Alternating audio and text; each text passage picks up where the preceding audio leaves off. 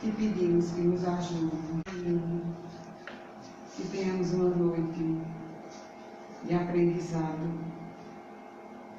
muito proveitosa e com a assistência dos bons amigos espirituais que sempre aqui nos ajudam. Que assim seja. Assim seja. Então hoje vamos prosseguir esse capítulo que já fazem algumas semanas, as penas futuras segundo o Espiritismo, né? E eu quero lembrar que sábado próximo, né, nós vamos ter Frederico Menezes lá no Bezerra de Menezes. E ele também vai realizar um seminário no domingo de manhã, de 9 às 12. Lá no Bezerra de Menezes. Qual é o nome do palestrante amanhã? Eu acho que não sei se é Gilca Miranda. Doutora Gilca. Amanhã é Gilca, lá na Fraternidade. Então vamos ver aqui a introdução do nosso tema a partir do livro Palavras de Vida Eterna, capítulo 38. Salvou-nos o Cristo, ensinando-nos como erguer-nos da treva para a luz. Salvar-se, pois, não será subir ao céu com as alparcas do favoritismo religioso, mas sim converter-se ao trabalho incessante do bem, para que o mal se extinga no mundo. Salvar é, portanto, boa noite, levantar, iluminar, ajudar e enobrecer. Então vamos fazer aqui uns comentários sobre esse texto do livro Palavras de Vida Eterna. Então salvou-nos o Cristo, ensinando-nos como erguer-nos da treva para a luz. É importante esses conceitos renovados que Emmanuel nos traz, porque o entendimento sobre a salvação trazida por Jesus foi alvo de muitas interpretações humanas imperfeitas. E aqui Emmanuel nos chama a fazer considerações bem diferenciadas daquelas tradicionalmente trazidas no enfoque evangélico pelos nossos irmãos ou da Igreja Católica ou os protestantes. Está certo que tem um texto bíblico muito conhecido que diz assim: Deus amou o mundo de tal maneira que deu o seu Filho unigênito, para que todo aquele que nele crê não pereça, mas seja salvo. E aqui Emmanuel nos chama a considerar que essa palavra ela tem diversos sinônimos. Salvar, como Emmanuel deixa aqui bem claro, não é a pessoa ocupar uma situação de privilégio, isolacionismo e de uma hierarquia pelo fato de ela ter aceito Jesus como o seu Salvador. Então aqui ele nos considera de uma forma bem, ao mesmo tempo um pouco irônica, mas também muito verdadeira, porque ele diz assim: não será subir ao céu com as alparcas do favoritismo religioso. Ele chega a ser verdadeiro, mas bem duro na questão, porque aqui ele faz lembrar de que o conceito muito tradicional de se ter ou de receber a salvação por pertencer a certo grupo religioso não tem base evangélica. Quando ele diz que não é subir ao céu com as alparcas, as sandálias. As alparcas, quando a gente vai olhar o sinônimo mesmo, é uma espécie de sandália que ela teria atrás o recurso de adaptar ao pé. Não é, usa-se muito como sinônimo de até de sandálias, mas para a época dos hebreus é porque ela possibilitaria, através de uma correia, apertar ou afrouxar. É por isso que Emmanuel usou a palavra, porque ele quis dizer o seguinte, que não é a pessoa adaptar-se ao conceito de uma religião e achar que está salvo. Por isso que ele usou a palavra alparcas do favoritismo religioso. Mas sim converter-se ao trabalho incessante do bem. Que diferença, né? Porque o posicionamento que a doutrina espírita nos traz, e que Emmanuel aqui endossa de forma muito clara é de que nós podemos ter uma ideia do nível de envolvimento com a essência do ensino do Cristo pela nossa conversão ao trabalho incessante no bem. Não é por ter aderido, ou ter conhecido, ou ter estudado mais os próprios ensinos do Cristo, mas o que esses ensinos modificaram e nos converteram intimamente, para que o mal se extinga no mundo. E aqui nós somos colocados, como na verdade o próprio Cristo também colocou, como agentes de transformação do mundo a partir de nós. Na medida em que os conceitos de Jesus exarados no Evangelho ganham campo de expressão e vivência em nós, ele se alarga para o mundo. E se alarga agora. Não é depois do chamado dia do juízo final, ou quando Jesus viesse instalar um reino externo, como ainda muitos aguardam. Não, é agora, é a partir de nós mesmos, desde que a gente esteja se permitindo de fato se converter, que o Evangelho se estabelece no mundo hoje, de imediato, a partir de nós. Salvar é, portanto, levantar, iluminar, ajudar e enobrecer. Tudo isso são sinônimos da palavra salvar. Então, muito distante de ser ficar numa redoma de favoritismo religioso é agir, é ser veículo do bem, é possibilitar, através do próprio exemplo, que outros venham conhecer a mensagem do Cristo. Esse é o conceito que Emmanuel aqui trabalha nesse capítulo 38 do livro Palavras de Vida Eterna. Então vamos continuar os comentários das penas futuras segundo o Espiritismo. Sempre lembrando, como já o fizemos aqui, de que esses conceitos, mesmo que sejam reiterados, mudando só um pouquinho a forma de nós estarmos explicando eles, eles têm um papel muito grande que é canalizar, sublimar, redirecionar os conceitos mentirosos, materialistas, conflitivos que nós alimentamos durante muitas encarnações.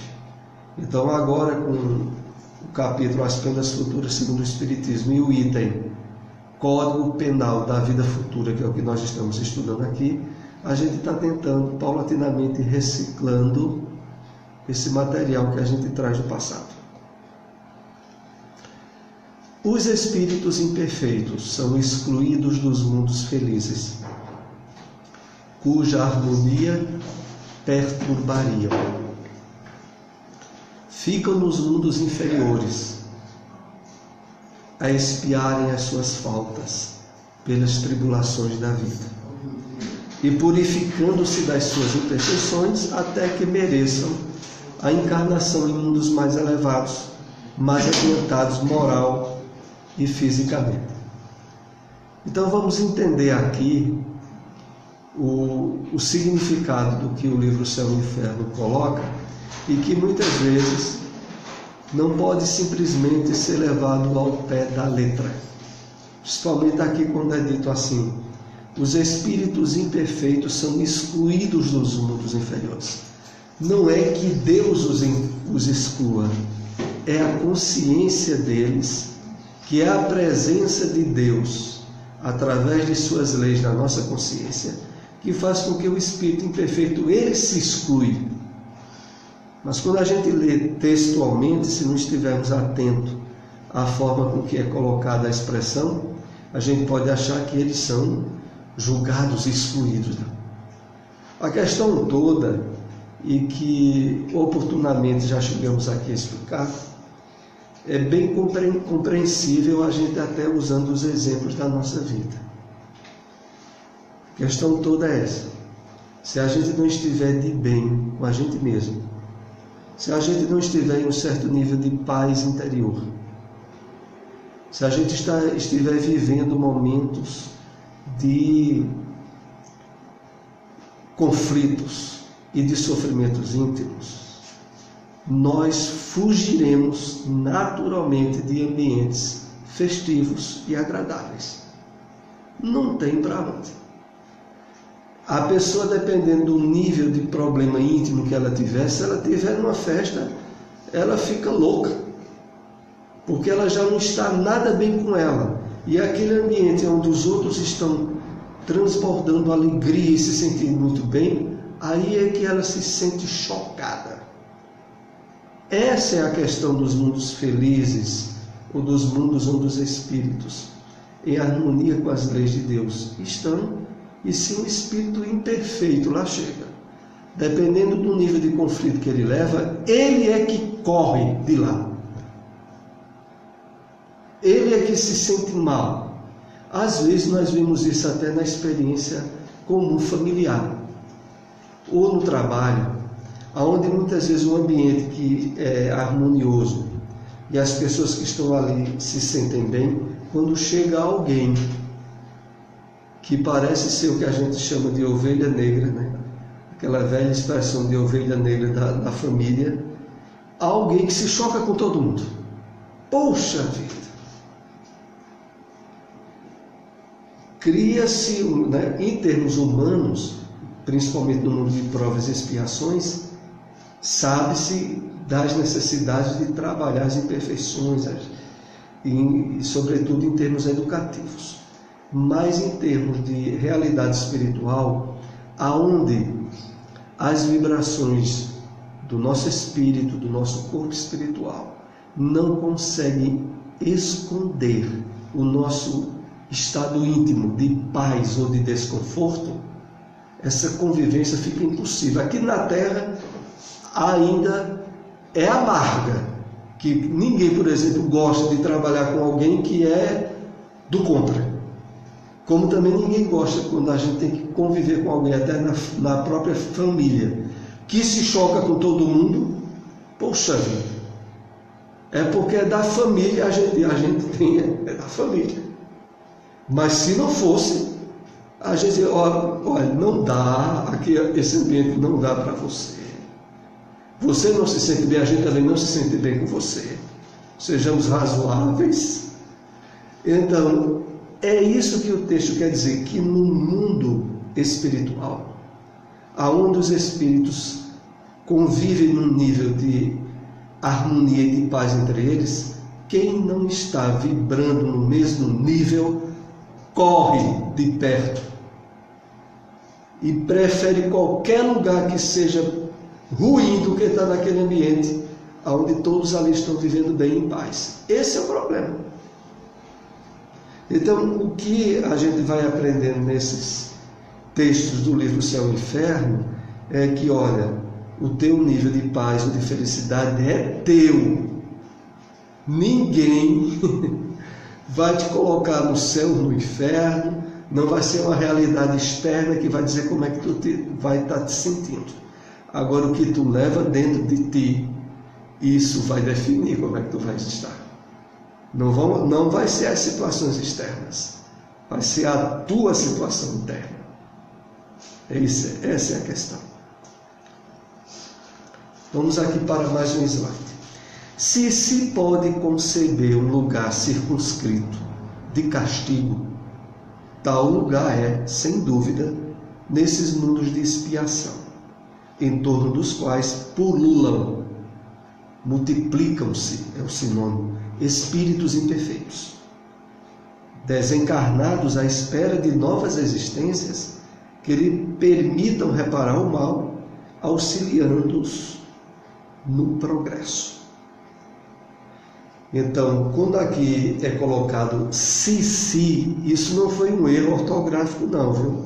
Em português essa expressão se é caso se. Se a gente puder supor que existe um lugar circunscrito, um lugar isolado de castigo, seria os lugares, os mundos de expiação, onde os espíritos imperfeitos estão lá com predominância. Então isso é colocado justamente por causa disso. Por quê? Porque porque Deus não criou o mundo de castigo para ninguém.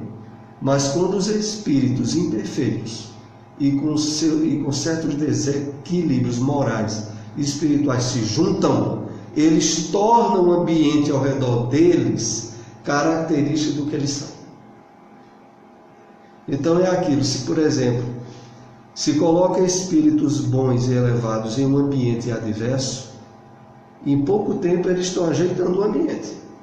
Estão criando meios de um ambiente se tornar menos desagradável, estão arrumando. É como alguém que chega numa casa.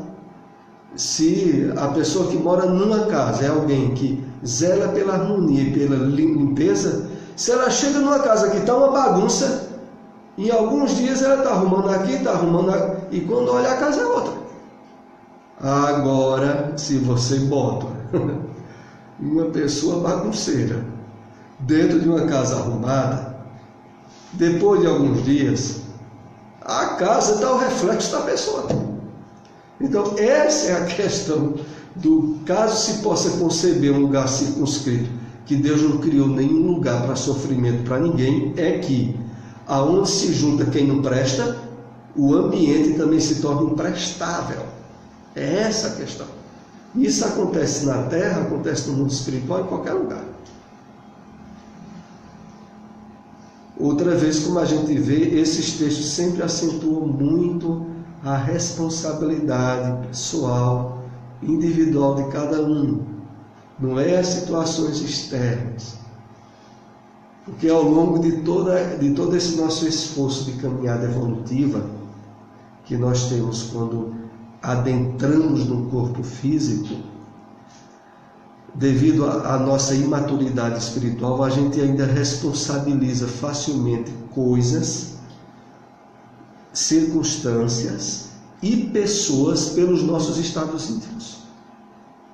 Mas o Espiritismo, o Evangelho do Cristo, se propõe a que a gente pare com isso.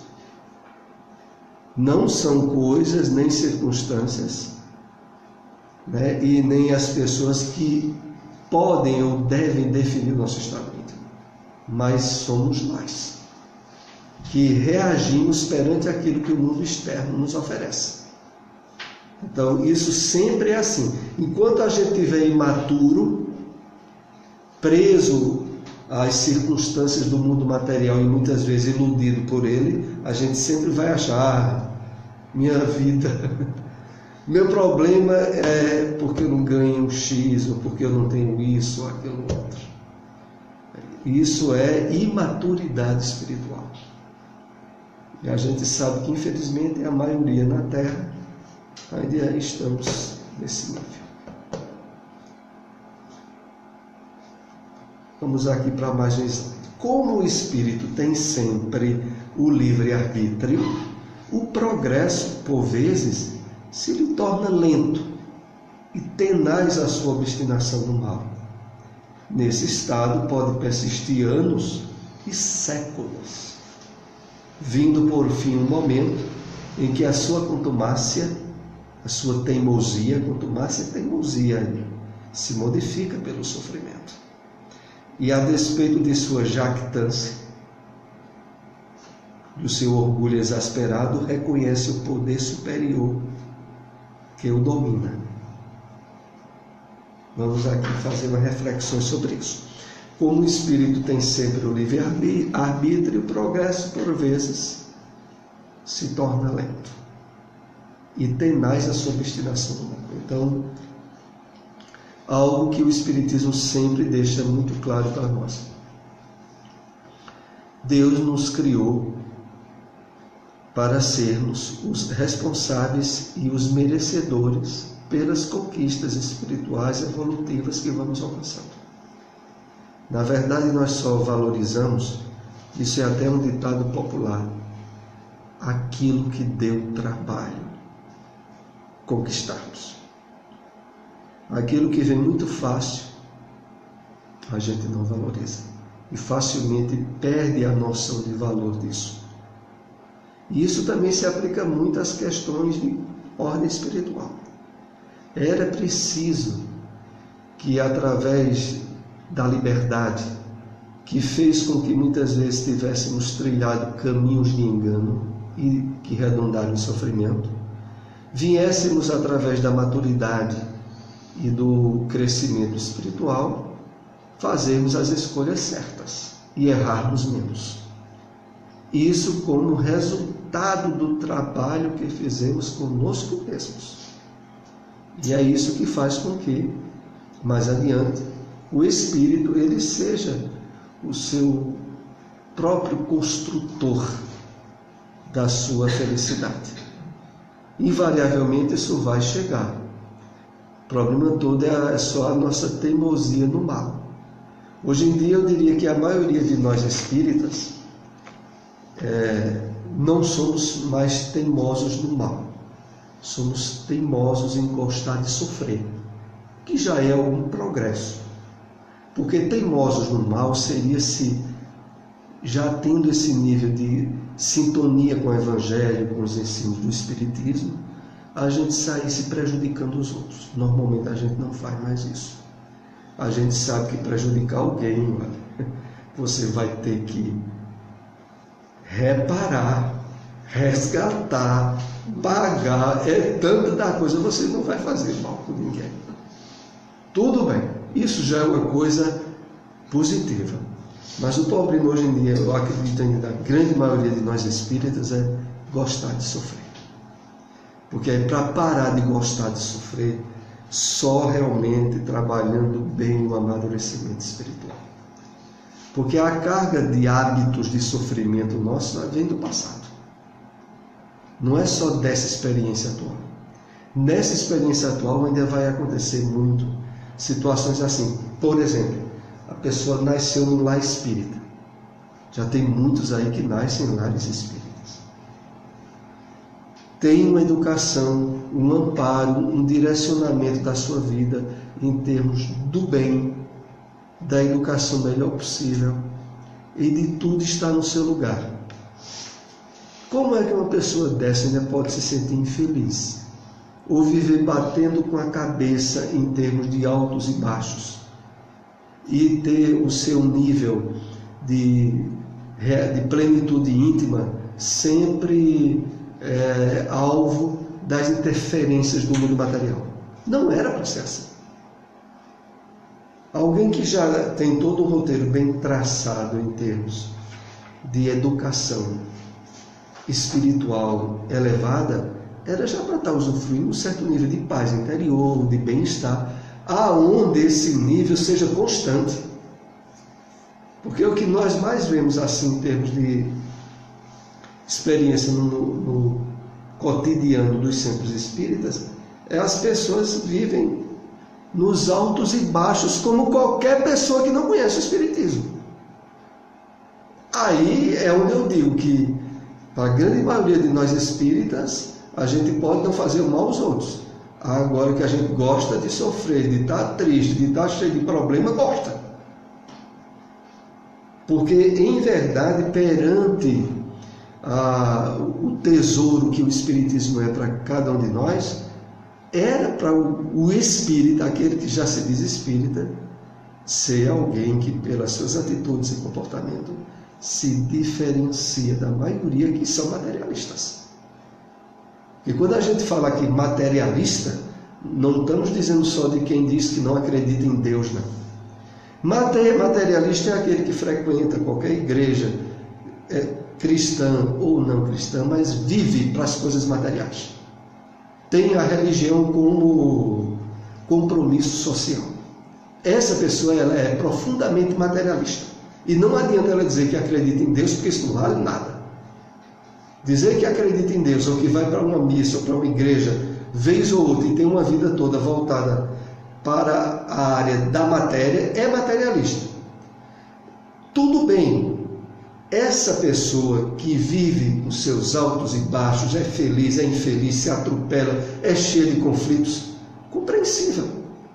Mas quem está trilhando a área do cristianismo redivivo, aí já não é tão compreensível, não. Aí você queria ter uma vida cheia de conflitos, de problemas, de tristeza, disso e daquilo, como uma pessoa materialista, isso é um absurdo. é aí onde eu digo, nessa área ainda é grande a quantidade de irmãos nossos que são defensores da infelicidade, ou de acharem ainda que a felicidade vai ser por circunstâncias ou facilidades materiais. E aí vivem aí batendo com a cabeça em problemas. Nesse estado pode persistir anos e séculos, vindo por fim um momento em que sua teimosia se modifica pelo sofrimento. Infelizmente, vez ou outra, isso ainda tem que acontecer conosco mesmo, espíritas, durante a encarnação. Porque às vezes a pessoa, ela mesmo estando dentro da área espírita, ela tem que passar, vez ou outra, por certos choques, por certos assim, balanceamentos. Acorda, né? Desperta. A tua vida vai ficar assim mesmo, nesse lenga-lenga. Então, vez ou outra, para que a pessoa desperte de ter uma vida em termos de valores espirituais morta, mesmo espírita, aí vez ou outra vem uma prova maior, um sofrimento maior inesperado, para que a pessoa diga, puxa, já era tempo de eu estar tomando um alinhamento mais sério em termos de vivência dentro do que eu já sei do espiritismo. Isso tanto acontece aqui na Terra quanto lá no mundo espiritual. E às vezes espíritos que durante muito tempo são renitentes em não querer entrar em um clima de renovação interior, terem dificuldades ou sofrimentos outros para acordar. Quaisquer que sejam a inferioridade e perversidade dos espíritos, Deus jamais os abandona. Todos têm seu anjo da guarda, guia, que por eles vela. Espreita-lhe os movimentos da alma e se esforçam por suscitar-lhes bons pensamentos, desejos de progredir, de reparar em uma nova existência o mal que praticaram. Então, um ponto aqui que é importante é de que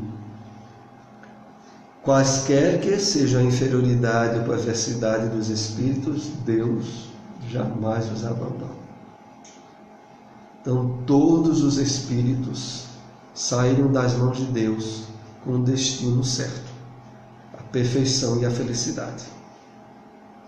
O tempo que vai levar para que isso seja alcançado é decisão do livre-arbítrio de cada um, mas que de acréscimo nós ainda temos ao longo da nossa caminhada evolutiva espíritos superiores que se tornam nosso anjo da guarda, espírito protetor, guias espirituais, que vão nos ajudando ao máximo para que nós aceleremos essa nossa caminhada evolutiva.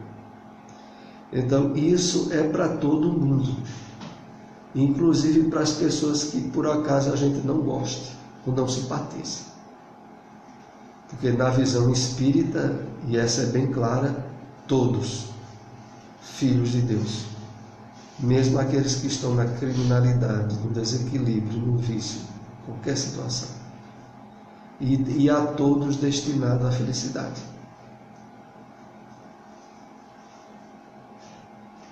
Contudo, essa interferência do guia faz-se quase sempre ocultamente e de modo a não haver pressão, pois que o espírito deve progredir por impulso da própria vontade, nunca por qualquer sujeição. Então, essa é a questão mais sutil de todas, porque pelo respeito que os espíritos superiores têm para conosco, eles sempre podem nos sugerir, nos indicar, nos aconselhar, mas nunca tomar a decisão por nós.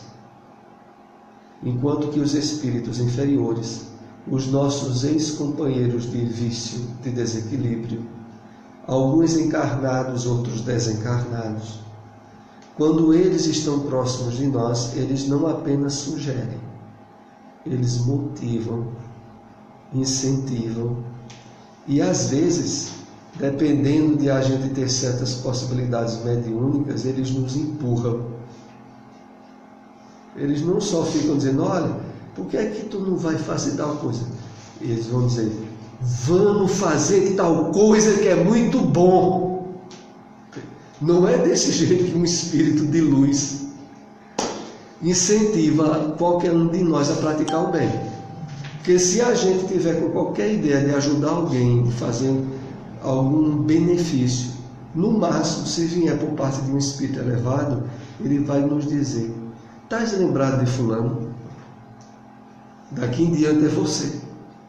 A coisa é indireta e é você quem tem que pensar e resolver. Mas quando é um espírito inferior, vamos embora, isso é muito bom, vamos. Então é em termos de empurrar.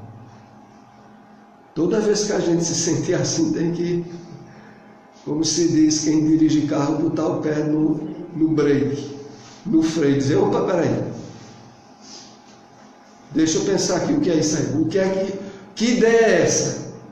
Se essa ideia é minha, ou está vindo de onde? E refletir sobre o resultado, antes de tomar atitude, né? Porque, olha, quando é de espírito elevado, pode ter certeza que a influência é sutil e indireta, e vai querer que você seja o responsável pela decisão, e não eles. Persistindo no mal, sofrerá as consequências por tanto tempo quanto durar a persistência, do mesmo modo que, dando um passo para o bem, sente imediatamente benéficos efeitos. Então, uma coisa é certa, no mundo espiritual, tanto quanto acontece na Terra, tem muitos espíritos persistindo no mal, face à liberdade e o livre-arbítrio. E as leis divinas permitem que essa persistência continue, aonde, inúmeras vezes, o próprio mal se torna instrumento de corrigenda, de resgate e de prova para outros espíritos. Porque, venhamos e convenhamos, do mesmo modo que um vírus de alguma doença muito grave leva alguém ao óbito, assim também há pessoas que façam o seu nível de desequilíbrio e que se tornam muitas vezes instrumentos de prova para outros, ocasionam, através de um crime, a morte de alguém, e ele faz justamente o papel perante as leis divinas que um vírus inconsciente faria. De tal maneira que aquilo ocorre aonde a maldade é utilizada para, de certa maneira, em termos de lei geral, beneficiar. Mesmo que aparentemente aqui para nós na Terra a gente acha que esse benefício a gente não queria, não.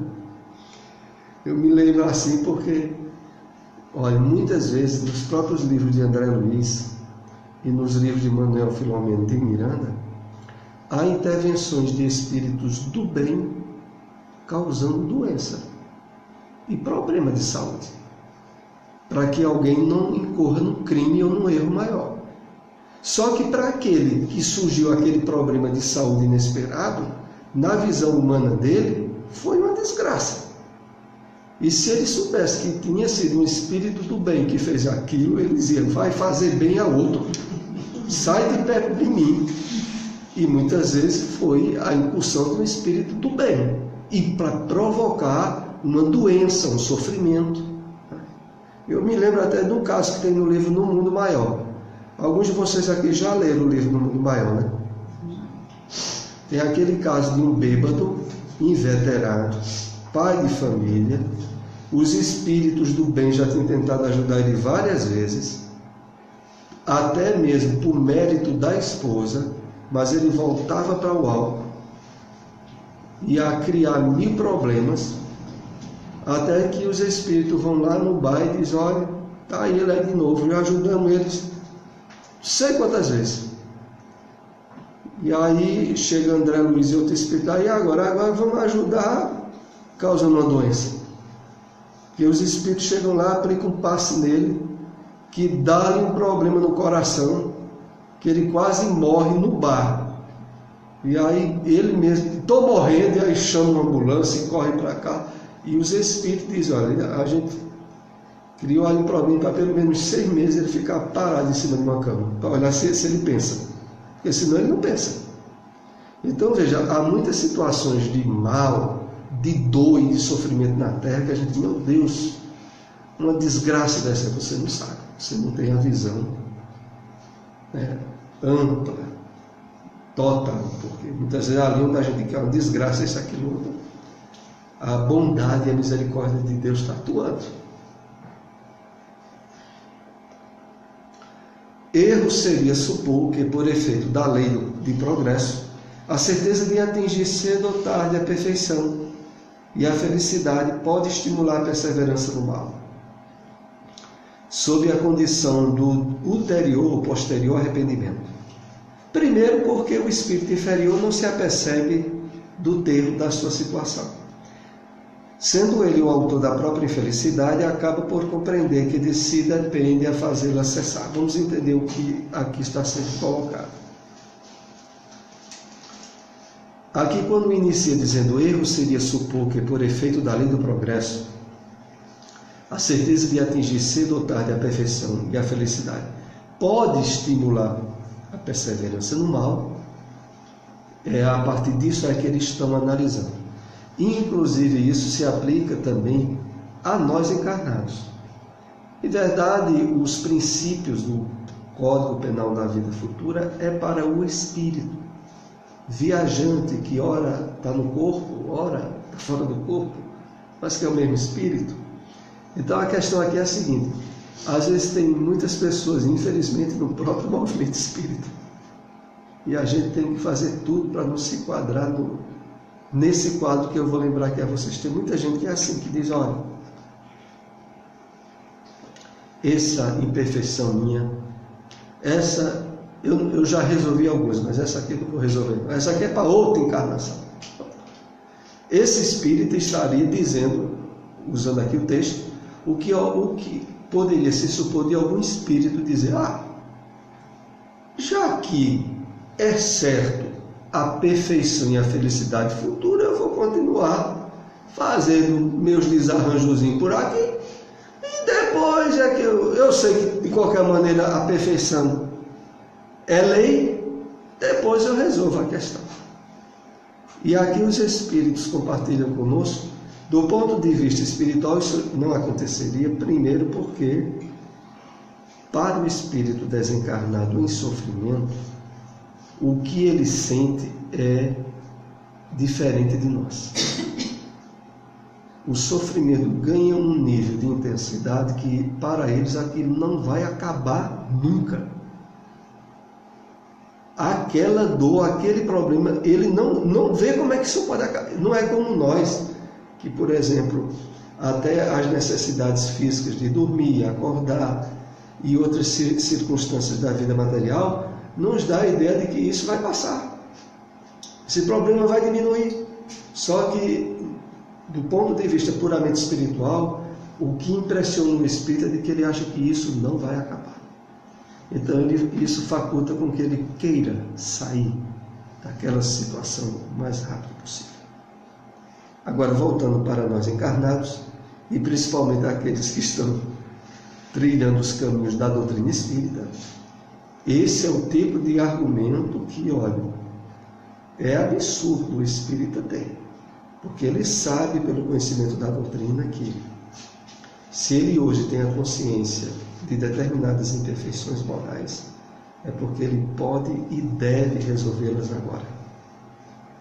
Que a gente tenha imperfeições morais que não tenha ideia e que só vai ter quando estiver desencarnado, tudo bem.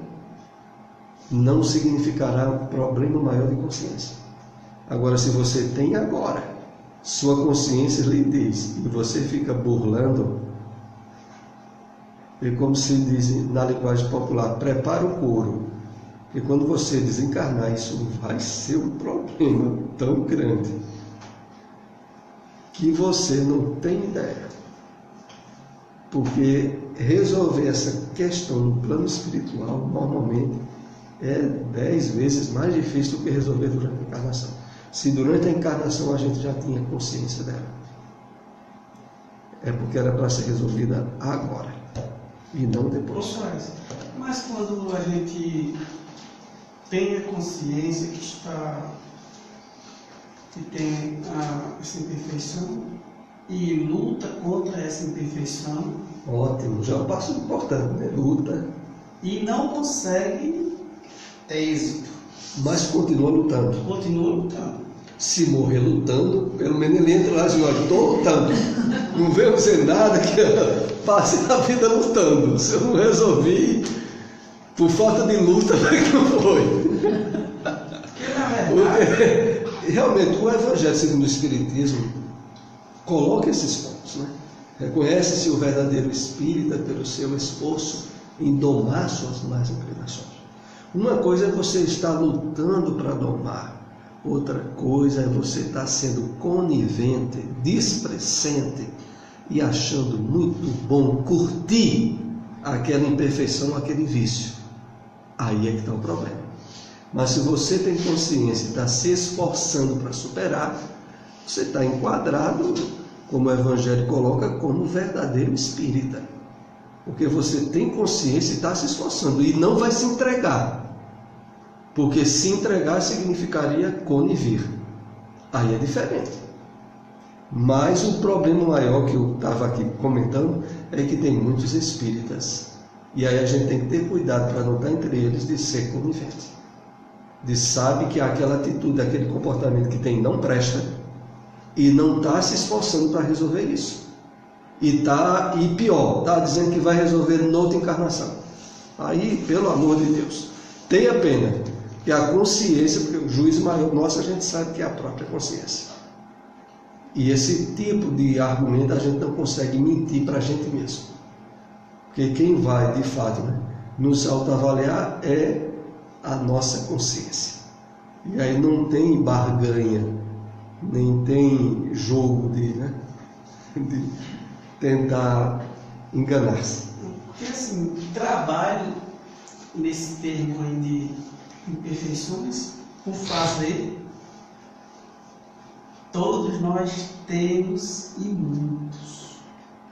O problema às vezes é porque é nisso que a gente é mais chamado a atenção. É quando a gente gosta de certas imperfeições. Acha bom ter aquele nível de maldade ou de vício. Eis o problema. Porque quando a gente tem alguma imperfeição e a gente sabe que é errado e se incomoda, a gente vai estar lutando para resolver. Poxa, eu sei que isso não presta. Tenho consciência disso. Eu vou estar lutando para resolver. Agora, quando você acha bom, porque tem pessoas que quando diz sobre certo temperamento, que às vezes a pessoa tem um temperamento irascível ou de desequilíbrio e tal, e acha bom ser assim, porque é até uma maneira de estar se impondo aos outros, de ter domínio, e aquilo se torna uma conivência para ela, aí ela não vai querer vencer isso não. Isso para ela sempre vai ser um meio de ter certo autoritarismo. Mas essa é a diferença que a gente sempre tem que ter, é de, poxa, se eu não estou gostando, eu vou estar querendo resolver. Não é fácil também, esse né? problema. Em verdade, a maior dificuldade que a doutrina espírita tenta trabalhar em nós é despertar em nós o gosto pelo bem e pelo agir corretamente. O gosto não é a imposição e não é a regra, de passar a regra de conduta, mas é de despertar em nós o gosto pelo que é certo e pelo que é bom. Enquanto a gente não despertar o gosto, a gente não conseguirá. Porque a gente aí vai tentar muitas vezes fazer porque os espíritos do bem disseram que é para fazer, ou porque o Evangelho manda, aí a gente não consegue. Por medo também, né? Porque consegue. muitas vezes a gente, se eu fizer errado, aí gera aquela coisa de medo, de uma suposta punição, né? Muitas pessoas não fazem o certo dentro desse termo aí, não, se eu fizer, eu posso ser punido, ou se for espírita pelos espíritos, ou se for católico, o evangelho por Jesus, né? Mas assim, como você está dizendo, a gente tem que automatizar o bem. Em geral, os nossos irmãos evangélicos ou católicos ou de outras doutrinas, eles usam o argumento do tipo: Jesus pagou por mim o preço. Eu não consigo resolver isso, mas o sacrifício do Cristo já me libertou. Outros espíritas transferiram isso para a reencarnação. Então, os espíritas, quando são coniventes com o erro que eles sabem que era para resolver, noutra encarnação eu resolvo. Quer dizer, é uma maneira só de, entendeu? Aqueles que apontam o sacrifício do Cristo e não fazem o esforço que deveriam fazer, a consciência deles é um problema. E o espírita que vem inventar de dizer que é coisa para a reencarnação futura, ele também se prepara para depois explicar isso à consciência dele. Dizer, eu achava que não era nessa, era para resolver noutra, agora vamos ver se resolve, né? Vamos aqui para o último slide de hoje, que a hora já está avançada. A responsabilidade das faltas é toda pessoal. Ninguém sofre por erros alheios, salvo se a eles deu origem, quer provocando-os pelo exemplo, quer não os impedindo quando poderia fazer. Vamos comentar aqui esse texto e esse assunto nós ainda iremos continuar no nosso próximo encontro. A responsabilidade das faltas é toda pessoal. Ninguém sofre pelos erros alheios. Como seria bom se a gente tivesse a exata convicção disso, né? Porque quantas vezes a gente não quer se permitir sofrer pelos erros alheios, né? E nesses momentos nos falta consciência espiritual. Porque a gente não está sendo vítima das circunstâncias, nem dos outros não. E aqui, apenas para atualizar alguns conceitos que nós já havíamos expressado, sobre todos nós, todo o planeta, né, todo o universo, a grande lei. A perfeita lei do amor, do perdão e da misericórdia. Aqui embaixo nos mundos e no mundinho da Terra, esse planetinho de provas e expiação, uma multidão de espíritos com N dívidas, se acotovelando para resolver dívidas uns dos outros, ajudar-se e ajudando também os outros. E aí o que é que vai ocorrer? Atritos, desequilíbrios, problemas. Só que por trás de tudo, a gente é chamado a ter a exata consciência. Se hoje, isso inclusive é muito importante quando a gente se refere a um ambiente familiar. Porque pelo menos para quando nós já acordamos na encarnação, a gente não escolheu pai e mãe. Pelo menos assim, dentro da encarnação já. Tivemos o pai e a mãe, que as leis da vida nos possibilitavam. Tudo bem. E aí surgem os irmãos, ou as irmãs, que vieram pelas mesmas circunstâncias. E aí quando olha dentro da família, tem alguém que se torna causador de sofrimento para todos. Na visão ampla e espiritual, não é por acaso. Na verdade, esse sofrimento que aquele causa para os outros está dentro dessa grande lei, aonde se não houvesse uma necessidade em conjunto, aquela pessoa não estaria ali. Se ela está ali, de um modo ou de outro, havia necessidade do conjunto. E aí depois entra outros fatores, como esse que nós estamos vendo agora. O de que Se ninguém sofre pelos erros alheios, se eu estou sofrendo pelo erro de alguém, é porque eu tenho contas no cartório, como diz popularmente. E se essa conta no cartório não é com aquele que está próximo de mim, é com alguém ao qual ele está representando.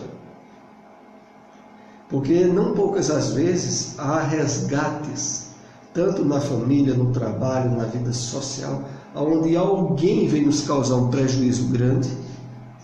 A gente pode até mesmo não dever a ele, mas ele vem representar alguém. A gente ficou lá atrás, a dívida, aí chegou o representante. O representante pode estar dentro da família, pode estar no trabalho, na vida social. Mas a gente que é espírita sempre tem que ter a certeza de que isso aí não é de graça. Isso aqui faz parte de um grande plano. Eu não sei exatamente porquê, mas eu sei que por trás a justiça, a misericórdia, o amor de Deus está atuando. Isso aí eu tenho certeza. Não entendo de que maneira é. E a gente principalmente não entende quando as coisas não são agradáveis, né? Porque se for coisas agradáveis, a gente entende que é porque a gente tinha mérito. A gente entende logo, né? Se, por exemplo, um parente ganha na loteria e deixa todo mundo rico, materialmente falando, todo mundo da família, isso foi o plano de Deus. A gente já vinha assim programado há muito tempo. Agora, se for uma desgraça, meu Deus, como é que permitiu que, né, isso aqui? Então, é fruto tudo isso da nossa imperfeita maneira de observar o mundo e as situações. Mas na medida em que a gente vai aprofundando mais a compreensão espírita e espiritual, a gente tendo, primeiro, ninguém sofre pelos erros alheios. Os sofrimentos que a gente está tendo dificuldades é por necessidades pessoais que a gente traz.